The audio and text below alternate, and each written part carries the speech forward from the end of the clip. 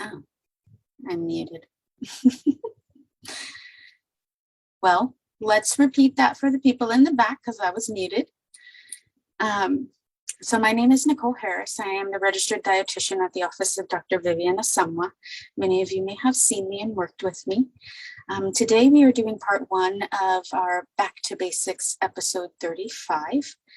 And we are discussing the ins and outs, the benefits, maybe some of the not so benefits of eating chocolate. Our next episode will be aired on Thursday at 6:30 as well. And we'll be talking a little bit more about caffeine in the same light.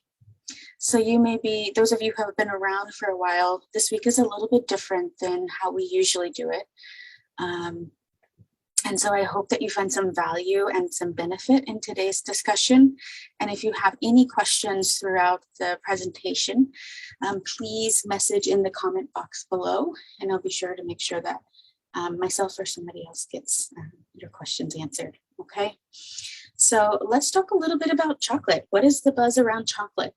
So my relationship with chocolate is a love-hate relationship. I grew up not really enjoying chocolate. Out of the Neapolitan carton of ice cream, I would eat all of the strawberry and all of the vanilla, and the chocolate would stay there.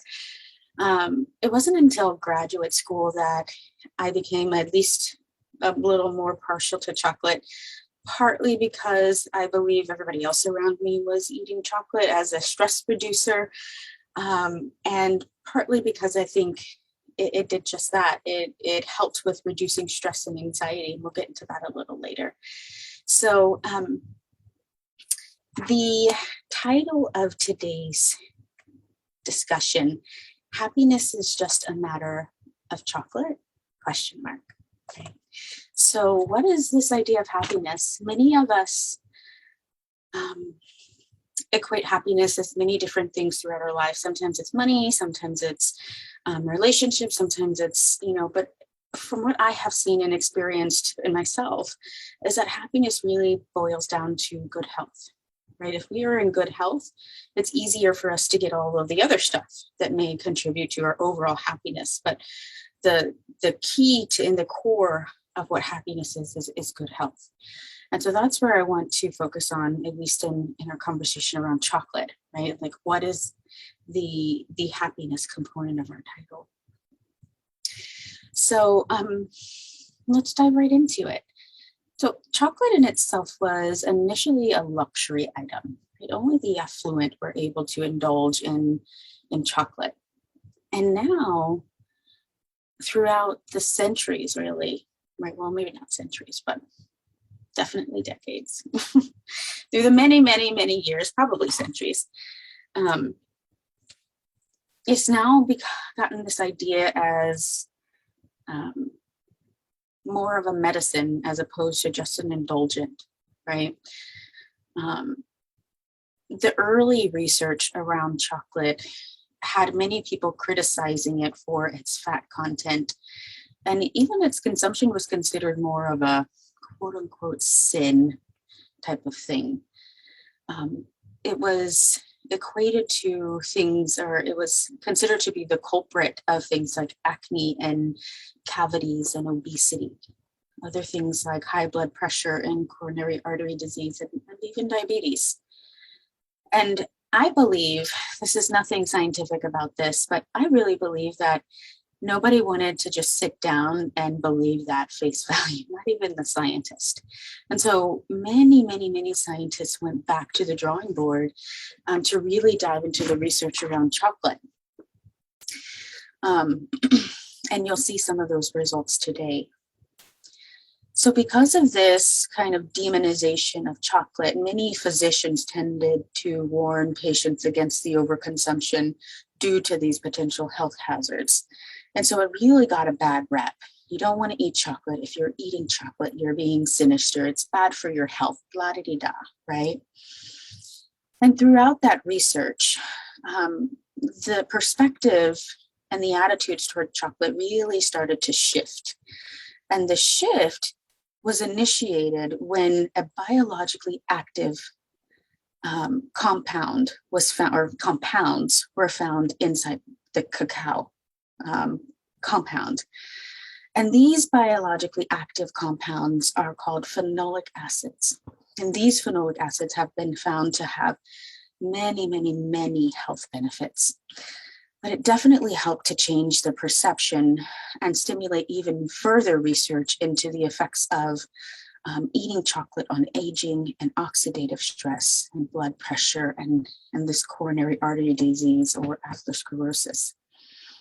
So that's really what we're going to talk about, because the current research that is out has shown that it has health benefits, that the cacao has health benefits in reducing many of these health components, right? So the beneficial effects of cacao, and we'll go into each of these in a little bit more detail, but just to list them off. Cacao is a very rich source of antioxidant. It has been found to lower blood pressure, as well as inhibit platelet aggregation or activation.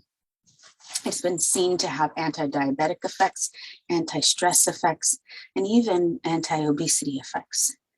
So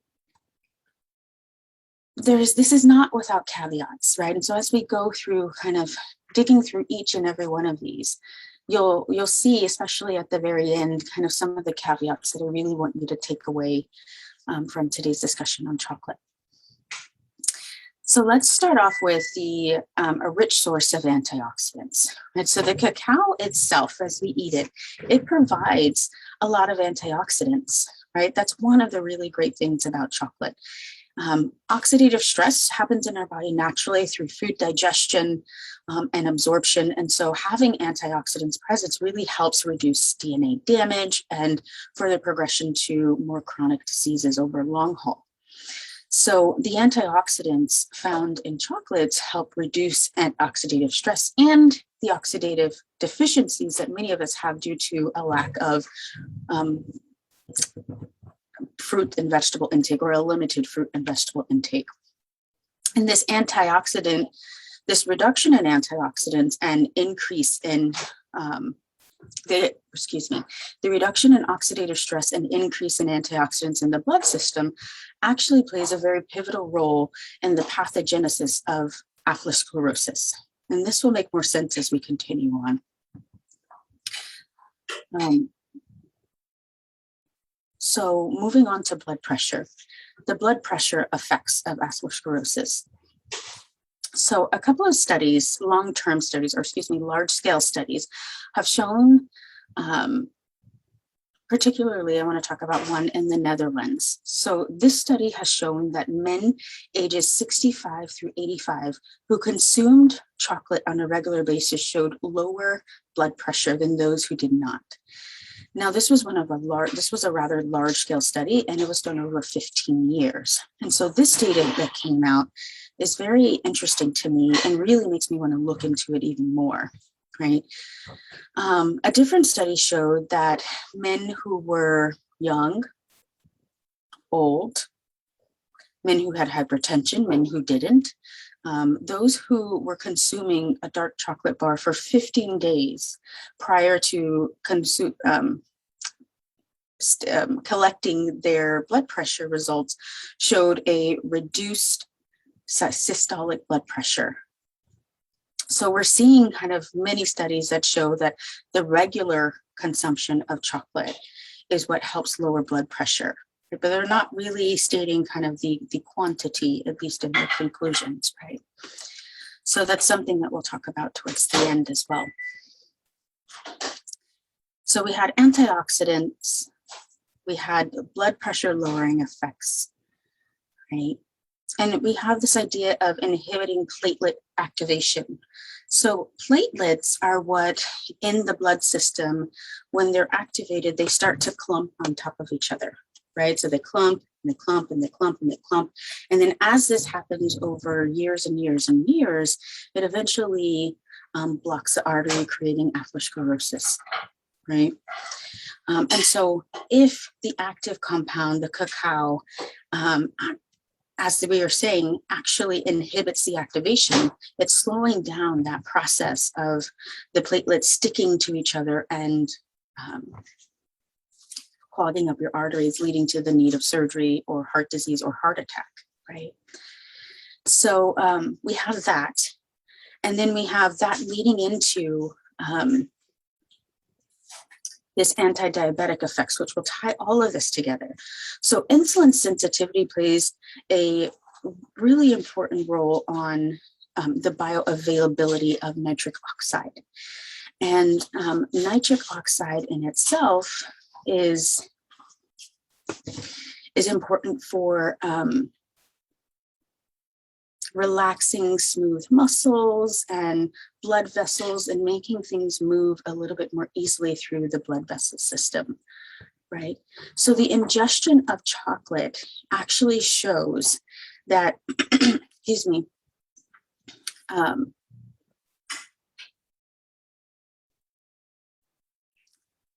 it shows that the flavonols and phenolic compounds may reduce insulin resistance by ameliorating or slowing down or increasing nitric oxide bioavailability, so increasing insulin sensitivity, right? So as it increases this nitric oxide bioavailability, it actually improves how your body is moving blood through the blood vessels, thus lowering your blood pressure, right? And then we have this platelet aggregation or activation that we talked about that's decreasing how quickly platelets are clogging up your arteries. And then we have this antioxidant effect that's actually going through and decreasing your overall body's ability to even desire to want to even plug up the arteries, right? Because the oxidative stress is being managed. I hope that all makes sense. Again, if you have any questions, you can leave them down in the chat box, and I'll try my best to maybe break it down in a little bit different way if you do have questions. So happiness is health, right? And when we have better health, we tend to lead happier lives. And when we don't have better health, we tend to find that everything else tends to crumble behind it, or at least is affected, right? How happy we are moving through our lives when we're not feeling our best. So one of the last things that I want to talk about, at least in terms of the benefits, is the anti-stress benefits. So the bioactive compounds found in chocolate promote alertness, and alertness just makes us feel better, right? But it also has been found to help with decreasing things like anxiety, as well as just overall body stress. And the reason for the stress is thought to be more about how chocolate affects the secretion of or improves the serotonin production in our brain, which is a calming neurotransmitter, right? Serotonin is our happy drug, our natural happy drug. We can't have too much of it, right? And that's not very good as well. And we'll talk about that a little bit more. So we have this anti-stress, anti-anxiety thing, right? We have this anti-diabetic, we have this anti-atherosclerotic abilities in several different ways, as we mentioned. And there is some consensus that I'm not super convinced of this anti-obesity effect. So I'm not saying this is not true. I'm saying that I would like to do a little bit more significant research around the ideas of it. So let me read you kind of what this study that I came across mentions about anti-obesity effects of chocolate. So the study was done in rats and not humans. So that's something to consider. That's where most research initiates from. But we had some identical high-fat diets in two groups of rats. One was fed cacao and the other one was not. Okay.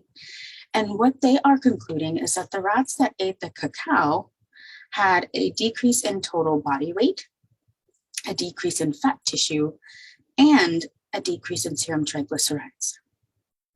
Now, when they measured, or when they completed the process by doing DNA analysis, they also concluded that the tissue samples were showing reduction in gene expression associated with fatty acid transportation and synthesis in the liver. So the transportations of the fats and the synthesis of the fats in the liver was different. So they were overall concluding that this increased expression of a gene associated with thermogenesis, meaning that these rats fed cacao were breaking down fat more efficiently, right? So my conclusion, or my thought process in that is, I want to see, have the research been duplicated in humans since this research study, right? I also want to see, more significant, larger studies and things like that done with this before I make a true conclusion and be able to say, yeah, eating chocolate can help you lose weight, right? So, I think lots of value in many of the things that we read here. It's definitely not harmful to have chocolate in your diet, but I also think that it is very prudent to have it in moderation. Right? So one of the criticisms of much of the research out there is that many researchers are saying that the studies are often small scale, right? Not a lot of participants in this study, or more often than not. And so there is a consensus in some sectors of the community that we need more large scale observational studies to truly be able to recommend chocolate on a daily basis to patients, right? One of the other criticisms is that many times in these research studies, clients are receiving very high quality therapeutic doses of either the active compounds in chocolate or of chocolate itself. And so many people who are not in the study are going to have a hard time consuming that amount of the active compounds without getting a ton of sugar and a ton of fat, and in the quantity and the doses that they would have to eat to get a therapeutic dose. So that's something to think about from your aspect, as well as from the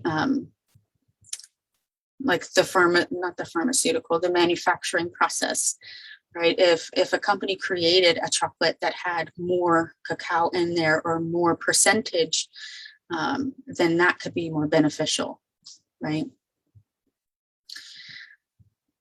So bringing it back to kind of things that you can take home and implement in your life, even starting today. So I often recommend to my clients, because eating chocolate, as well as wanting to cut down maybe on some sugar content, you can always go to the store and buy an unsweetened chocolate bar and melt it down yourself and add a few drops of stevia components to it, or stevia drops, to sweeten it yourself. You can use that concoction to drizzle on, nuts, or to make your own little kind of like bark, as it is Christmas time, without worrying about getting in too much of all of the other things, right? Too much sugar, too much this. You can also, Lily's chocolate is one that's made with stevia. I believe there's another brand. I can't think of the name right now, but those are options to purchase, a little bit more expensive as well. I also encourage you to do a little research on finding a good quality chocolate, like a great quality chocolate. I lived in Seattle throughout grad school, and Seattle has their own chocolate factory. It's called Theo's Chocolate. So if you're over there and you want to tour their factory, it's a pretty neat experience. But their chocolate, even their milk chocolate, is 70% cacao, whereas most of the commercial chocolates made by like Mars, the normal candies like M&Ms and Snickers and Twix and those type of things, are typically anywhere from 10 to 20%. So much of the polyphenols, the flavonoids, the active components that we want in the chocolate are removed from commercial chocolate products. And so that's an important point that I hope you take home. It's not that we're saying like go out and eat all the chocolate that you want. It's important to find a really good quality chocolate if you want your cake and eat it too. My pun totally intended there. the bitter flavors that we find in the really dark chocolate are really the active compounds. That's what we want. That's what, and many people don't like it. So manufacturers found a processing technique to remove a lot of the bitter flavors, which also removes a lot of the flavonoids. So I really do encourage you guys to find a really good brand of dark chocolate that's really supplying some good stuff. Right? The bitter flavor is the therapeutic flavor, right? It's the therapeutic component. So sometimes if we remind ourselves of that, then it becomes something that as we continue to try, we become partial to. So that's all I have for you today. The health benefits of chocolate are even more than what I mentioned today. So maybe in the future we'll do kind of a part 2 to this one, but we definitely have seen benefits to your health in terms of diabetes and blood pressure and oxidative damage and atherosclerosis, anti-stress benefits. And that's why I think it's definitely okay to have chocolate in your diet, even on a daily basis in small amounts. Thank you guys for tuning in today. I will see you for part 2 on caffeine this Thursday at 6:30. Have a great evening.